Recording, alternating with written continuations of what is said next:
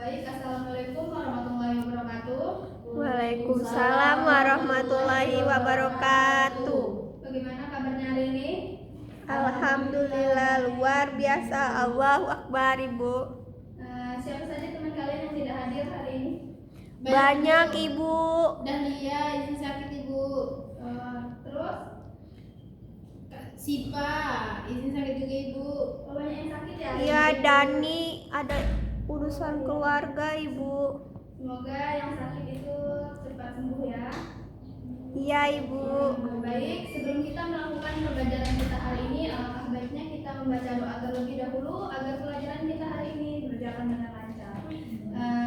Berdoa mulai. Bismillahirrahmanirrahim.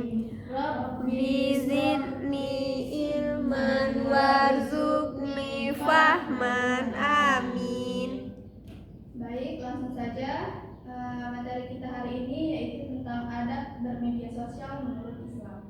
Nah, siapa sih yang di sini yang sering membuka TikTok, Instagram, WhatsApp, bahkan atau Facebook setiap hari? Nina, Bu. Berapa jam sih kalian menggunakan media sosial itu? Seharian, Ibu. Wow, itu tuh menurut kalian lebih banyak manfaatnya atau mudaratnya? Mudaratnya, Bu. Kenapa? Karena kami membukanya yang penting-penting. Masa iya yang penting-penting semua? Dampaknya mudarat atau itu bermanfaat? Mudarat, Bu. Nah, kenapa alasannya? Karena banyak hal-hal yang menyeleweng, Bu, seperti kita membaca kebijakan sehingga kita menimbulkan. Nah, ya benar. Jadi hampir semua orang saat ini tuh menggunakan media sosial sebagai sarana komunikasi dan mencari informasi. Media sosial memiliki banyak manfaat seperti membantu belajar, mencari informasi, dan menjalin pertemanan. Namun jika tidak digunakan dengan baik, media sosial juga dapat menimbulkan berbagai masalah. Nah, oleh karena itu, pada pembelajaran hari ini kita akan mempelajari adab bermedia sosial. Baik, jadi anak-anak, dalam Islam itu terdapat pedoman yang harus kita pegang ketika menerima informasi. Allah Subhanahu wa taala berfirman dalam Quran surah Al-Hujurat ayat 6 yang memerintahkan kita untuk melakukan tabayun. Nah, tabayun berarti mencari kejelasan dan memeriksa kebenaran suatu informasi sebelum mempercayai atau menyebarkan kepada orang lain. Nah, hal ini tuh sangat penting karena saat ini banyak berita yang beredar di media sosial ternyata tidak benar atau hoax. Oleh sebab itu, setiap informasi harus diperiksa terlebih dahulu agar tidak menimbulkan kesalahpahaman atau kerugian bagi orang lain. Nah, jadi ada 5 adab bermedia sosial. Yang pertama itu ada dalam media sosial adalah melakukan tabayun. Jangan langsung percaya terhadap sosial yang diterima terhadap jika sumbernya belum jelas. Biasakan untuk mengecek sebenarnya terlebih dahulu. Ada yang kedua adalah berkata dan menulis yang baik. Apa yang kita tulis di media sosial mencerminkan akhlak kita. Oleh karena itu, hindarilah kata-kata kasar, hinaan atau komentar yang dapat menyakiti perasaan orang lain.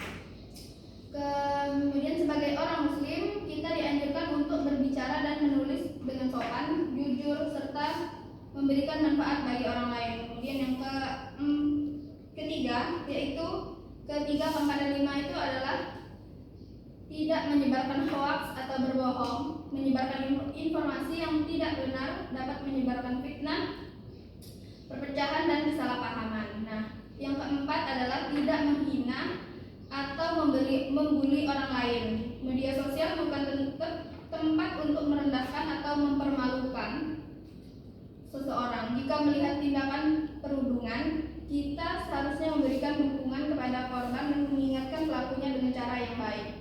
Nah, kemudian yang terakhir adalah menggunakan media sosial untuk hal-hal yang bermanfaat seperti mencari ilmu, berbagi informasi yang baik, dan berdakwah dan mempererat silaturahmi. Nah, jadi anak-anak, dari kelima media sosial tadi itu apa aja sih yang kalian pahami?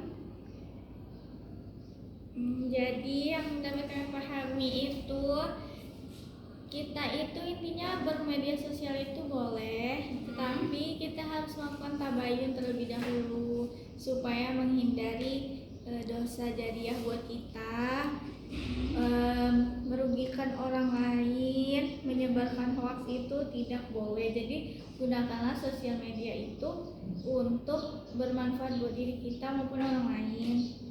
Maka dengan bermedia sosial kita juga perlu tabayun.